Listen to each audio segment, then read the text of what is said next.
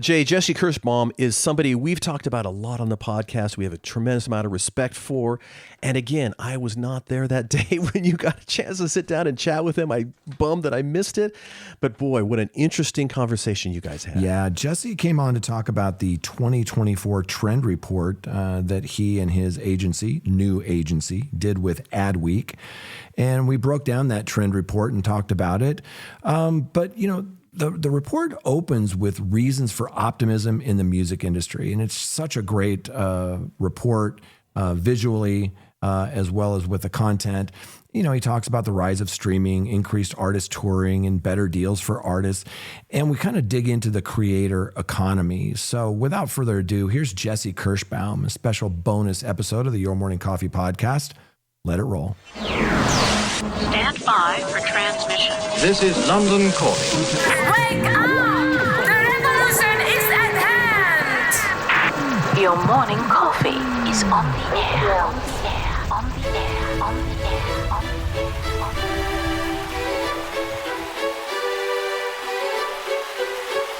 Standing by.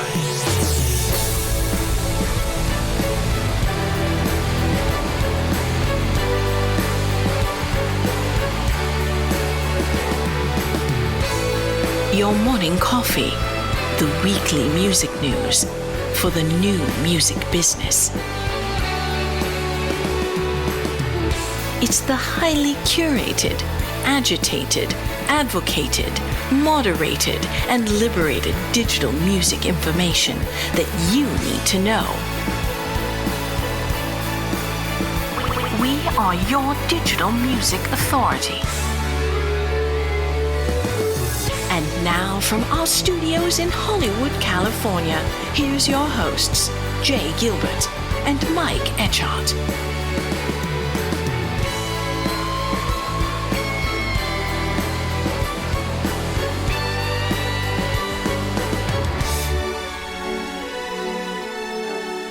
How are you, sir? I'm doing really good. Nice to see you, man. Nice to see you. I was looking through the report.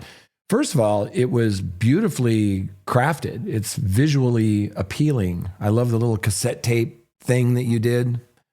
Nicely done. I feel like what we do each week as newsletter writers is our own version of a mixtape. Yeah. And this is I love that. kind of our amalgamation or curated sound with our ad libs and our drops. We all kind of have our own vision and POV and perspective. But I feel like it really feels like that to me. Somebody said that to me at a conference and was like, oh, I get what's going on with newsletter culture. Y'all are mixtape DJs. I like that. I like your attitude, young man. I think that is spot on. Did you used to make mixtapes? Oh, yeah. I mean, yeah, actual tapes. I worked at Tower Records growing up, and we would buy all these albums, and then we'd make, it was sort of like the movie High Fidelity. You know, there was such care put into the order in which that was put together. And I've taken that today. I do a podcast with Billboard magazine called Behind the Set List. And what's so fun about that is we'll go to setlist.fm and we'll look at their current set list, but then we'll go into the analytics tab and go, okay, what covers do they do? What songs do they typically open with? Why are these three songs together all the time? And really dig into, you know, some people spend hours and hours putting together that set list or playlist or mixtape, right? Kind of like these newsletters. Kind of like these newsletters. Do you feel like you approach the order? I mean, there's been times where I've been top of your feed, and it just is so exciting. It's like I got the hot single of the week. That is the pole position when, you know, those are the ones that I'm most interested in. And you're absolutely right. When I compile that newsletter, it's like, what lights me up? What do I think is really interesting here?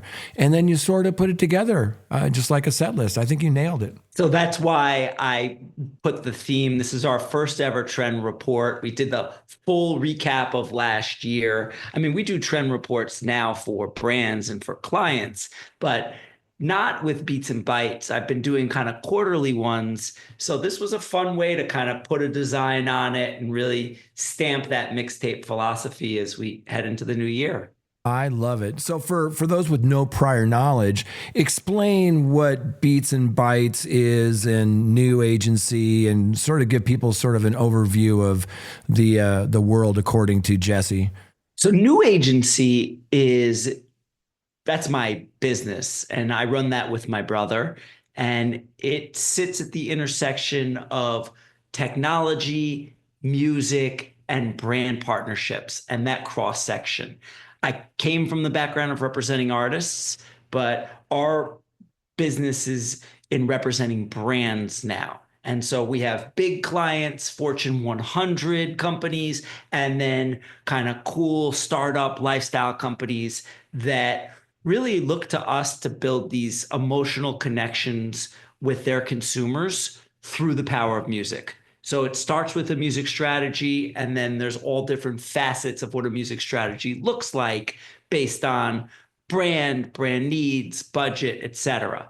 And Beats and Bytes is essentially our weekly love letter to the music business. It's a combination of all of the articles that we've read this week with a curatorial spin on it, where we're taking insights and we're adding our POV to it, but really allowing people to realize what we're up to, but also what we think is important in the intersection of music and brand partnerships. That's really our kind of expertise. That's where we're the multi-hyphen niche. Yes. One of my absolute favorites. You guys kill it over there. Let's talk about the 2024 trend report that you did with in conjunction with Adweek.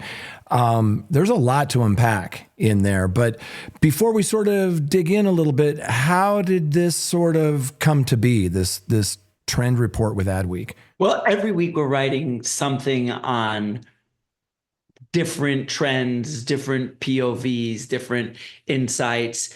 And I don't think that there's many people out here really covering the intersection of brands and music, but music is the universal language. Music is the great connector. Music is an undervalued asset when it comes to brand marketing. The belief is that every brand should be thinking about music in some capacity when they're rolling out their marketing strategy, at least most brands.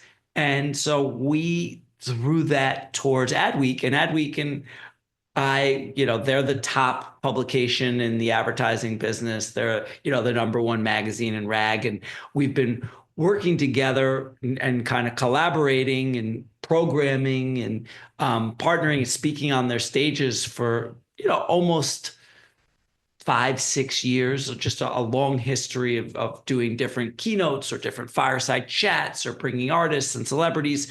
So I had their ear, and the thinking was we could really do some cool premium music and brand partnership ideas. And as we were talking about that, I mentioned that we're going to put out this kind of year-end trend report, and they said, we'd love to highlight it. We'd love to, be a part of it. We'd love to, bring attention to it. So they wrote a very nice article. We gave them the premiere of it, and they basically let the world know that this is coming.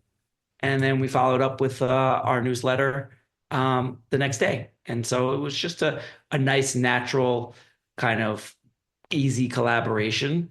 But I love Adweek in terms of their writing style and their network and their potential to, again, talk to who we'd like to talk to. So it's a fun partner, and it was a nice piece. It kind of helped us get some momentum early on the release of this trend recap. Yeah. Let's talk about this trend report. I was talking with Rob Abelow this morning about sort of the negative side of the music industry. This actually takes the opposite approach and opens up with reasons to be optimistic. Tell us about some of those reasons to be optimistic. I'm coming from a background where I got into the music business right at the end of this Napster era, and the digital revolution was just decimating the industry as we knew it. And the business of selling $20 CDs by the boatload that cost maybe $1 or $2 to make was over. And the record labels, who were basically the only guard in this business, they did not want to let go. And it was a very ugly era to come into the music business. And for a long time, it was just on a downward spiral. I mean, I was loving Napster. I could see there's big opportunities. I embraced technology as a young agent, because what I thought was the only place to make money in the music business, and I loved it. But the real opportunity was in the live space. So I started representing artists, building their live strategy, working with them to build out tours, especially hip hop artists, because I love hip hop. I'm an 80s baby, but also from New York, but also because hip hop artists weren't doing these great live shows. There was I was going to the conferences, the Polestar conference, and listening to what people were saying. And they were saying, what we want is hip hop is dominating the charts. It's really what's cool with culture, but it's lacking in a live experience. So I wanted to work with artists that were building live shows. I connected with Wale. I was his agent. We met on MySpace, and I'd met his manager on Friendster. So I was always kind of tech savvy, but I ended up working with him to put a go-go band behind his show. And that became this live experience that, helped him do some really big touring early on in his career, just off of mixtapes, and led him on a great path. And so I looked at, for a long time, this business, there was always opportunities, and I'm kind of an optimist by heart and in nature, just even like how I'm looking at that space back then. But it was just such a challenging place to make anything happen. I mean, nobody wanted to invest in music and tech. It just was this place where there was a really hard era for the music business. And now, if you look at what's going on, the streaming revolution has been so good for music in a lot of different ways. It's allowed for so many opportunities for artists to connect with fans through social media and be able to have their music more ubiquitous than ever. There's more artists touring than ever before. The amateur market is on the rise thanks to all of these new tools and capabilities to be able to release your music from a bedroom. Also, AI is helping the amateur market. So like all of a sudden, if you didn't know how to voice synthesize yourself, or to utilize some of these kind of like lyric finding tools or music creation tools, sure, I don't think that's like the big artists, but for the amateurs, it's raised the floor and it's made it more interesting. And actually, what's going on with this AI revolution is also creating more opportunities for the big artists, because now their word and their voice and their original writing is at a premium.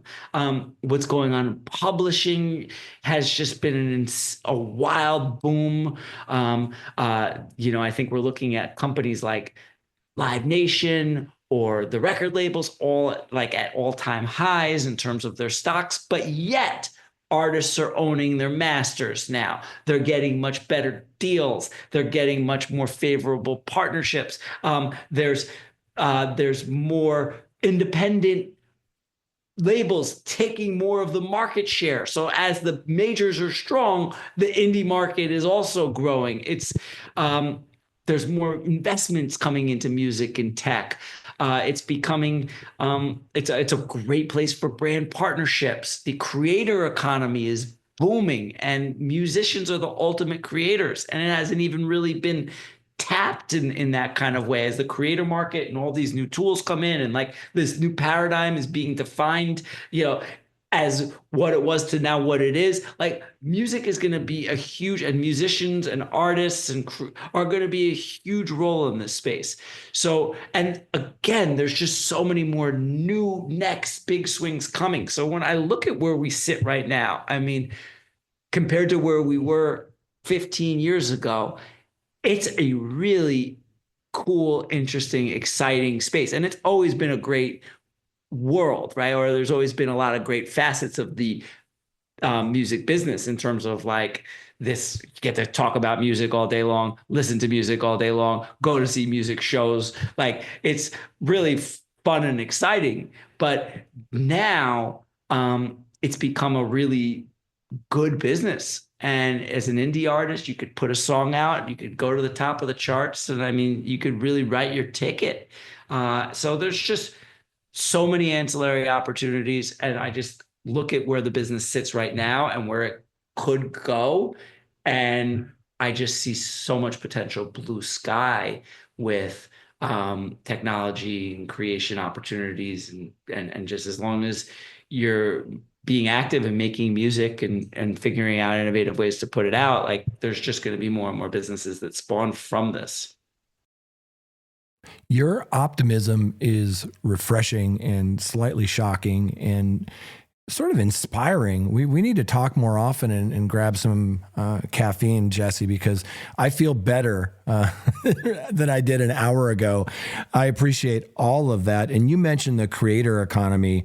Man, it's a whole new world out there for new developing middle-class artists. Talk about the creator economy and that great transformation that you talk about in this report. So in 2009, after this crash and this mortgage crisis and this great recession that we all had to experience, that was in 2008. In 2009, Pinterest launched, Slack launched, Airbnb launched, Venmo, Uber. These are paradigm shifting businesses. And they all happened during this kind of auspices of the end of the recession, or the tail end of the recession, into what was the mobile app kind of technological boom, where everybody was making apps and there was this kind of mobile huge new marketplace. And it was the gig economy that really defined that era of great companies. And you could basically not own a house, but you could be able to make money renting your house or renting your apartment to somebody else.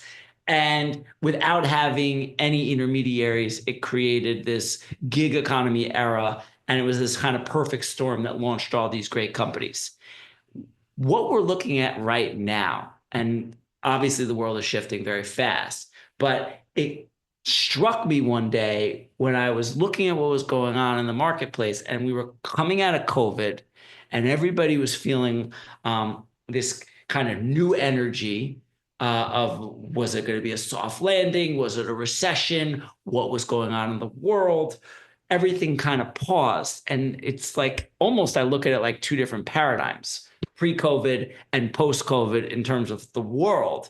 But we came out of COVID, and AI technological advances just swarmed us with potential and opportunity, and it's just getting started. How many great businesses are going to come out of this kind of this era, right? And it's being driven by the creator economy. It could be influencers, it could be newsletter creators, it could be podcasters, it could be artists and musicians. What we've got here is the next great brands are coming out of this creator economy that are tying in this new technological advance, that are being born in this kind of post-COVID era.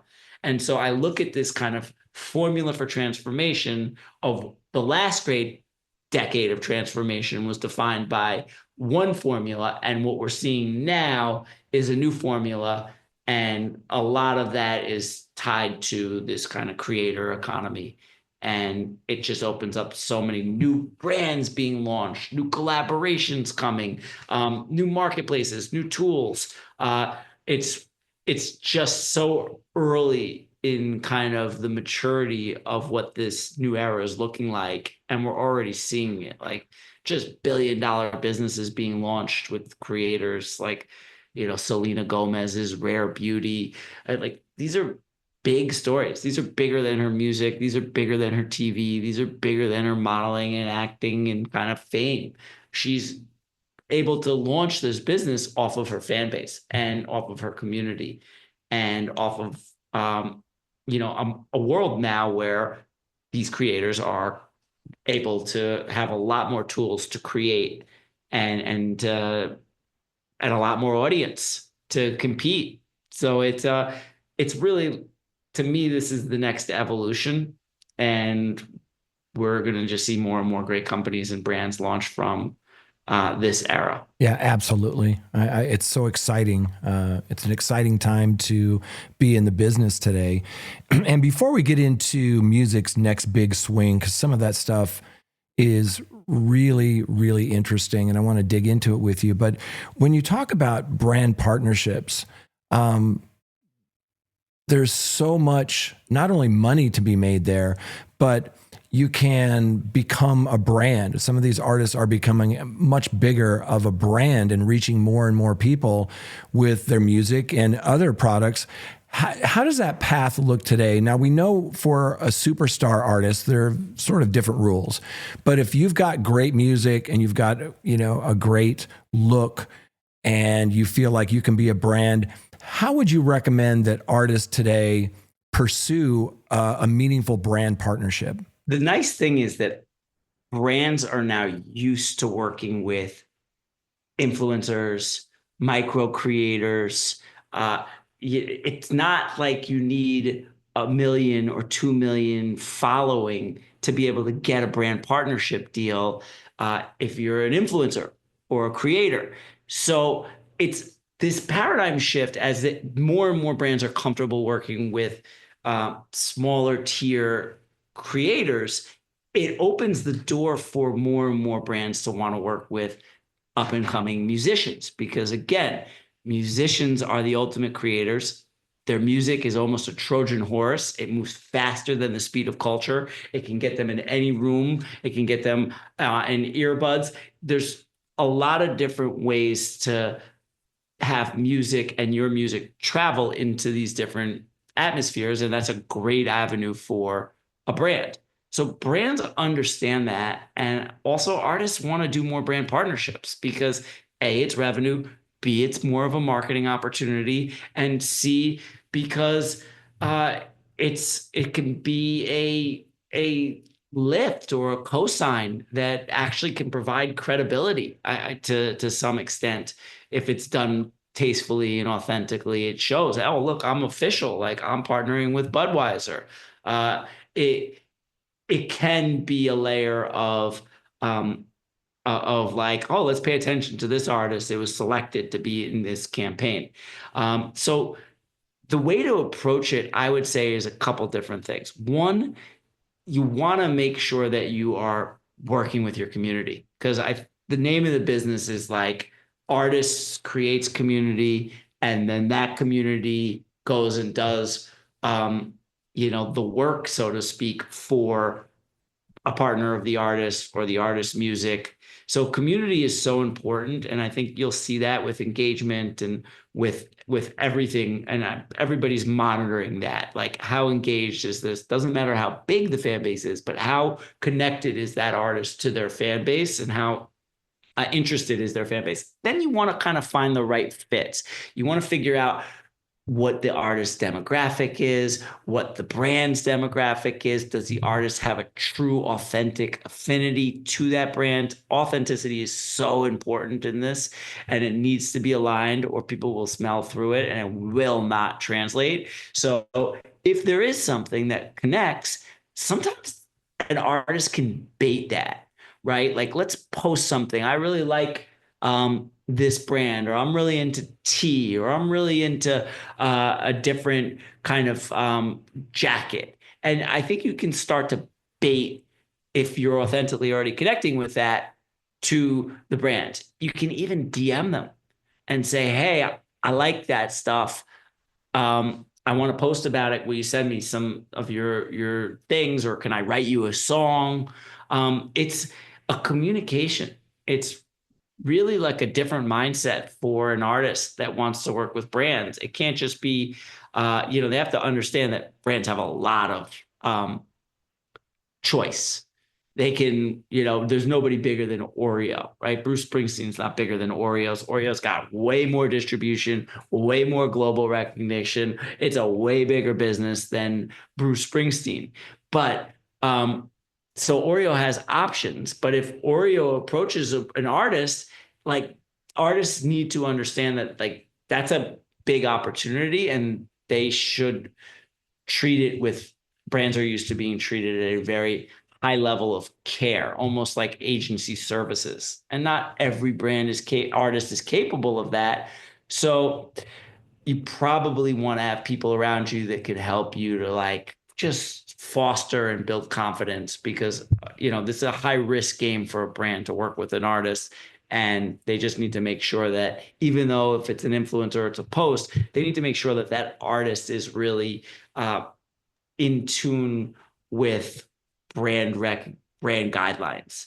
And I think once a artist and a brand start to feel like it's a good fit, then it can organically happen. It could be a tentpole moment. It could be a quid pro quo. You support me, I'll support you. There's just not one way to do this, and that's just the nature of how it goes. It's a little bit of it's a nuanced partnership system, but yeah, I mean, it doesn't matter how big you are necessarily in this day and age. It's really about how creative. It reminds me a little bit of sync licensing in that it's all about the fit. Talk about some of the partnerships that you've done in brand partnerships where you feel like it was fun and it was a good fit. Well, we recently just launched a chocolate milk with DJ Khaled and Nesquik.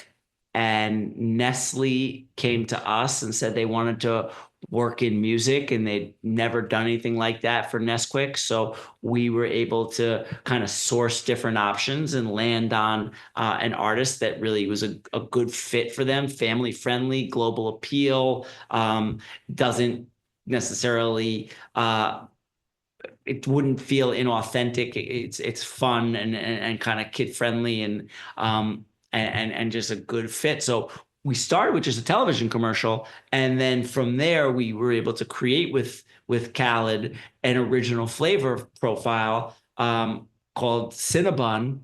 He wanted it to be, and then quickly we pivoted towards calling it Another Bun. So that was a fun partnership where now we're in Walmart and we're in Target and we're in 7-Eleven and Kroger's and Publix and just added more and more stores to it. So that one is like doing its thing. But yeah, I mean, there's just another really good one is a bag business called Cotopaxi.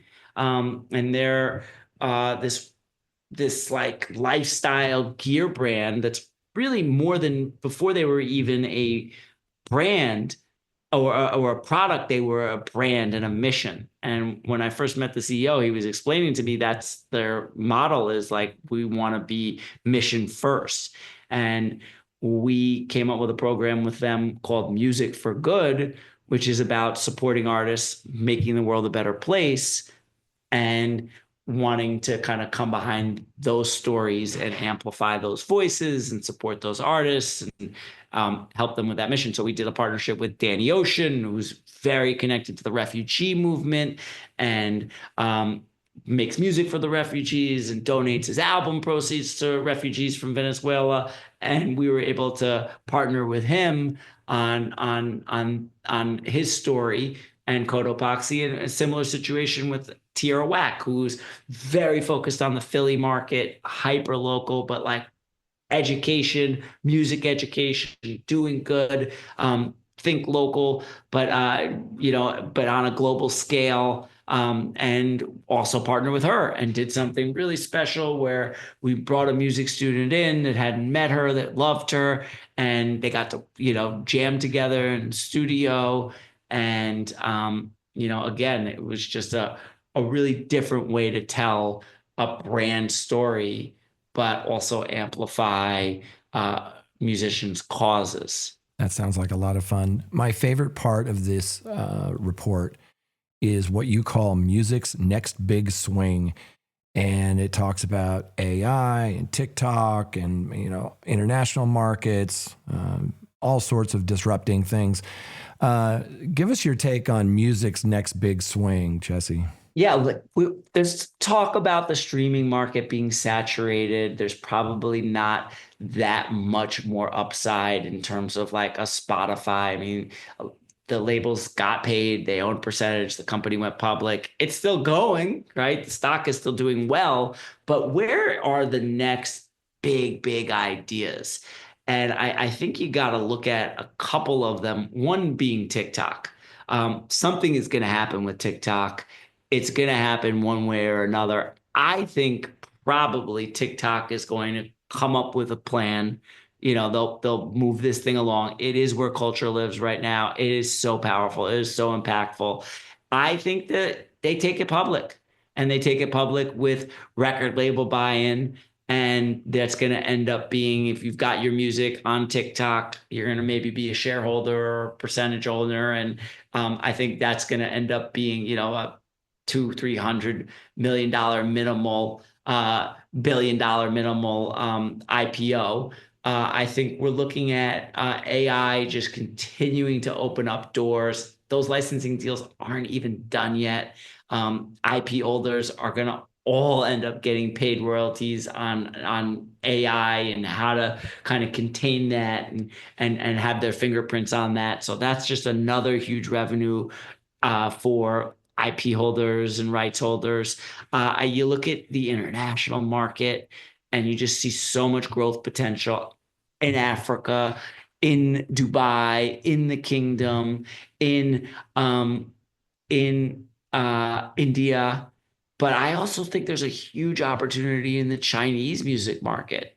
And I think that there's going to be an opportunity, as people are kind of shying away from China right now. I think that it's an opportunity to kind of connect the dots between music and culture and the Chinese market. And I think that there's just only going to be growth in a lot of those kind of international markets. Obviously, Mexico and Mexican regional music is just exploded. There's just so much more opportunity there. So the international market's fascinating to me.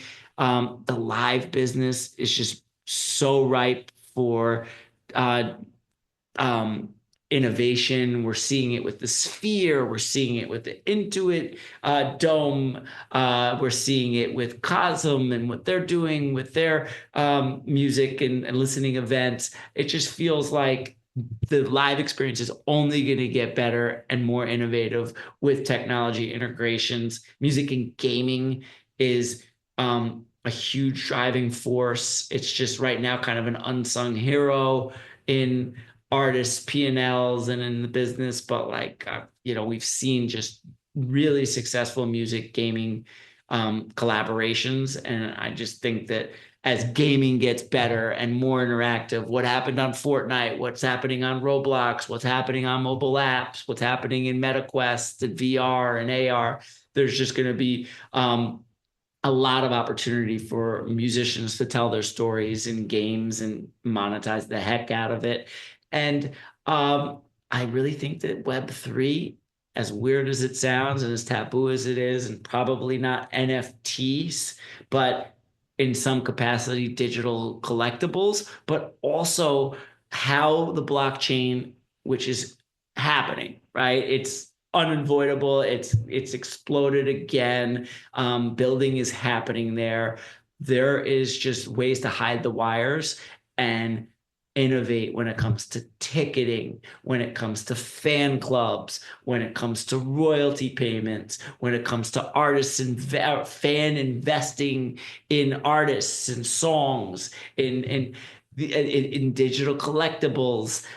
There's just so much opportunity in that space, and it cooled. But now you look at Bitcoin at 105 and adding even higher, and all of these other currencies coming, all altcoins following suit, and all of these conversations happening where now, as with this influx of cash, people are building and people are creating and people are problem solving and have learned from the last kind of boom and bust. I think that we're going to see another huge opportunity in artists and in the kind of blockchain world. And music sets the trends. Musicians are the kind of Sherpas of culture. Music is at the forefront. It was the first to be decimated by the digital revolution. It was in many ways the look at us now, really, really successful in a streaming era. And I think what we're going to see again is that music is going to be extremely impactful when it comes to what sticks in the kind of blockchain Web3 world in terms of like actual companies and products. I would like to talk to you about the industry sort of waking up to what they call super fans. We've known about this for a long time, but it feels like now the industry is starting to realize these different classes of fans, and that fans want these experiences. They want these different products, premium vinyl, merch, these things, digital collectibles.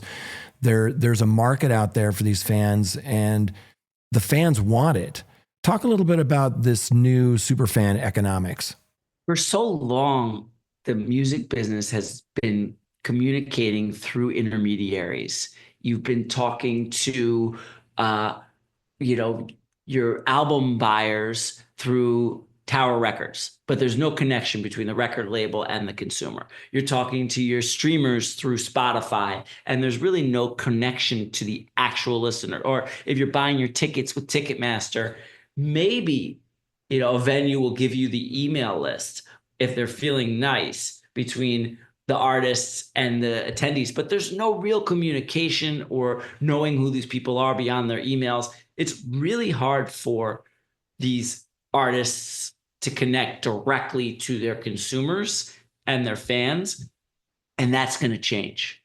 That is, everybody's recognized the fact that not all artists, not all fans are created equally and should be valued equally, and also that there's huge value in having direct connection to your consumers, not through platforms, not through, brokers, really being able to have that conversation with your community. And so super fans are extremely important because they're diehard. They'll do the galvanizing. They'll, start the revolution. They can really kind of create and help artists shape culture and create the trends. But also what's happening is, and especially in the creator economy, like a big model is create a community and then come up with products to sell to that community. Because once you've got this captivated audience that's listening to you, and these artists, some of these artists are bigger than the biggest TV networks, biggest publications, biggest outlets in the world. They can directly communicate and sell products, sell ideas, sell concepts, create concepts. And then what happens is once you've got this really good community, they start doing the work for you. They start creating the content for you. They start creating the buzz. You look at Fish, you look at Dave Matthews Band, you look at Taylor Swift's fans, you look at Beyonce's, and you start to see that this could be big or small on scale, but really the future of commerce is fan to community, and then community to more of the community. And so this becomes a really interesting area. I think 2025 is defined in a lot of ways by a D2C, direct to consumer to community relationship. And I think that this is going to be propelled by more and more people trying to figure out how to build super fan relationships. And it's happening in brand marketing. It's happening with other platforms. It's happening, but again, music is at the forefront. And I think that these super fans are just another way. It's not about extracting value. It's about leveraging community to create more commerce. Love the 2024 trend report. Highly recommend it. Jesse, where can people learn more about Beats and Bytes, new agency, you? Where should they go? So Beats and Bytes comes out every single week. Again, it's a place where we scan 1,000 articles, we read 100, we pick basically 10, and we share them with you. So if you care about the intersection of music and brands, that's kind of what we do every day. That's our forte. I would find that on my LinkedIn, or on my Instagram, or on our website, newagency.com, and you can sign up for the newsletter, and then that will just keep you top of mind, or keep what we're working on and our ideas top of mind, so that you can kind of hopefully use some of them to formulate your brand partnerships ideas, your strategy when it comes to marketing, your ability to kind of generate these innovative new revenue streams. Yeah. Keep up the great work. I'm a huge fan. Thanks, Jesse. Thank you, Jay. You too.